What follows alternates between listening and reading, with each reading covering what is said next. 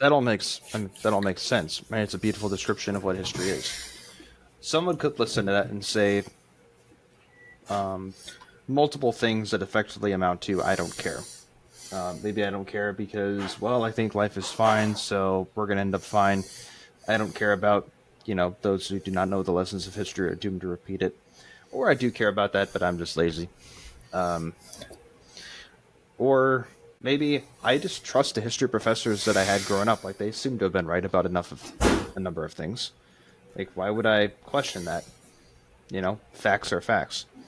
So why should we care about doing history the right way? So facts do matter, and the like the names and the places and the dates, they do matter. Like never will you ever hear me say that they don't. Mm-hmm.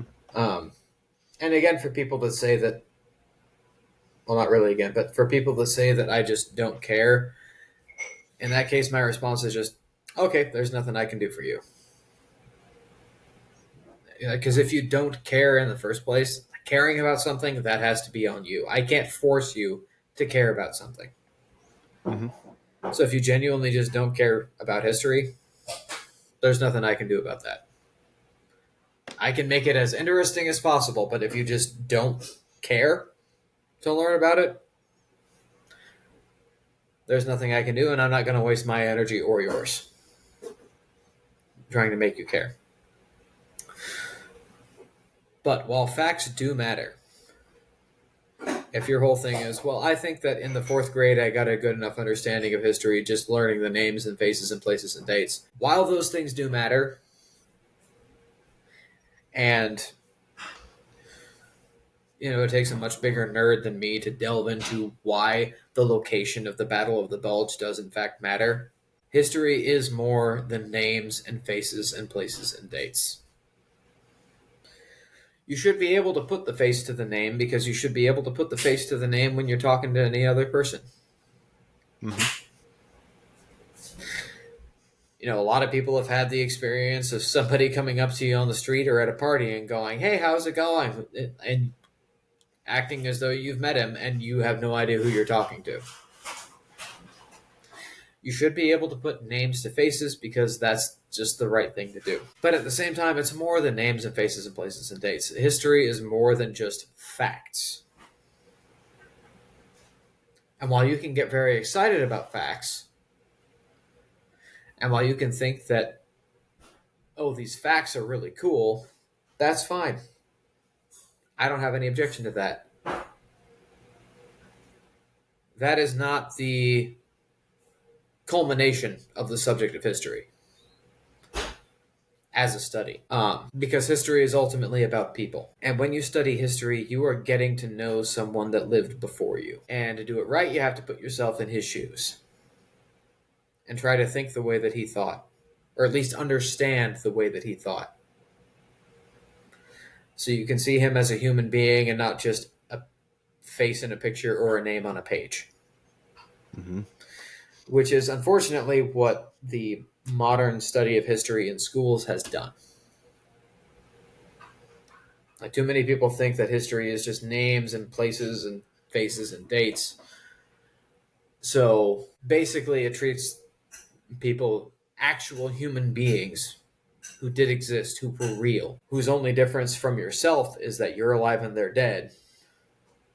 The modern idea of history, which is a conception of the last century or so, Mm-hmm. that modern idea has basically led to the dehumanization of everybody who has ever existed before you. Yeah. Because you think of them as just faces in a picture, or names on a page, or facts, or characters in a story. Ultimately, to do history right, you have to know that they are real people. And my final answer for why you should do history correctly and why you should care that it's done correctly, the same reason why you should care that math and science are done correctly. If math and science, math and physics are done correctly, 2 plus 2 equals 4, and buildings don't fall down. Buildings don't fall down because 2 plus 2 equals 4. Buildings don't fall down because the guy that designed them understood 2 and 2 make 4. 2 and 3 make 5. Mm-hmm. History is that for society. And understanding history, not that everybody has to understand it, not that everybody has to fully have a complete and comprehensive knowledge of the history of your peoples. That's not what I'm saying. Having a good understanding of history is as important as having a good understanding of physics and construction and mathematics. Because there are facts that you need to know, and there is a right way to interpret those facts. Mm-hmm. And there is a right method to use in acquiring those facts. So that's ultimately is why you study history. What you said about the dehumanization, I mean, all of what you said rings true, but like here's a story from history.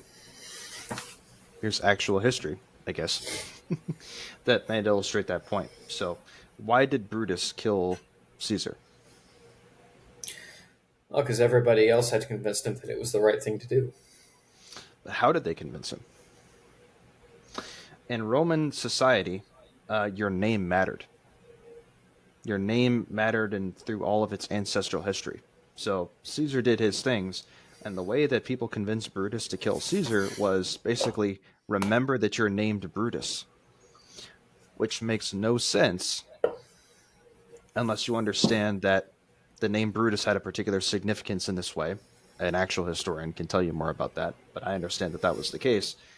A historian of the Roman Empire, I can't really. Yeah. I don't actually think about the Roman Empire is every not day. my thing. Fair enough. Fair enough. But like to understand that that type of thing had that amount of power over him where he had to then do it says something about the culture. It doesn't justify the action or anything, but it does it humanizes it. And we ought to do that for other things. So say for example, I don't want the Holocaust to happen again. Well, how did the Holocaust start? And I'm not a historian, so I can't answer this question, but it wasn't simply, oh, the Germans decided they were the best and they decided they hated the Jews. Like, I'm not saying that's wrong, but there's more going on there. That suffices for a short answer, but there is a lot more going on there than that. Yeah.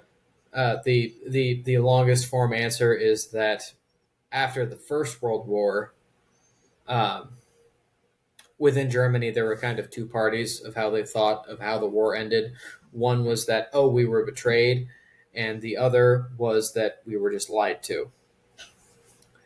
And so these different parties are blaming different people for it. And then when Hitler comes out with Mein Kampf, he basically just says, oh, you're both not entirely right, but you're also both not entirely wrong. Let me show you who is at fault. The Jews. And when you are a people completely who have been thinking that you've been winning the war up until the moment that the Kaiser surrendered, I should have prefaced that as that Germany's propaganda campaign during the First World War was so good that everyone who lived inside Germany genuinely thought they were winning until the Kaiser surrendered, even when they were definitively losing for the last 4 months of the war.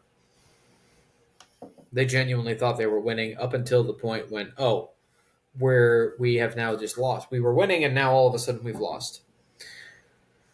So it's we were betrayed and we were lied to. There was the sort of military and the populace. And then Hitler just basically takes both sides and points both of them at the Jews. Mm-hmm.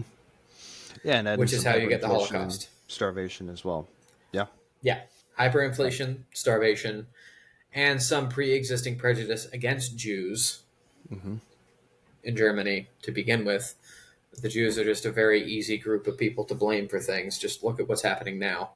But this point about the Holocaust illustrates, how a country full of, evil people, but also normal people, we'd say, could turn against the Jews in such a fashion. And what does that mean for us? Why should I care? Well, maybe it would widen your eye. It would open your eyes to the possibility that some of those patterns might be repeating themselves in your modern life, and you're like, oh yeah, so that's how that happened. Or You it can know, be a cause for introspection. Like, do I have any of my own prejudices that could cause me to irrationally think of an entire group of people in a certain way? exactly. Yep.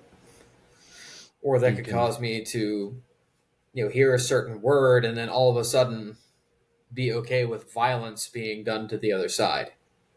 Hmm. When you reduce the study of history to nothing but names and faces and dates, then there's less of a mass understanding, basically, of why Charlie Kirk was killed and other like big things of that sort.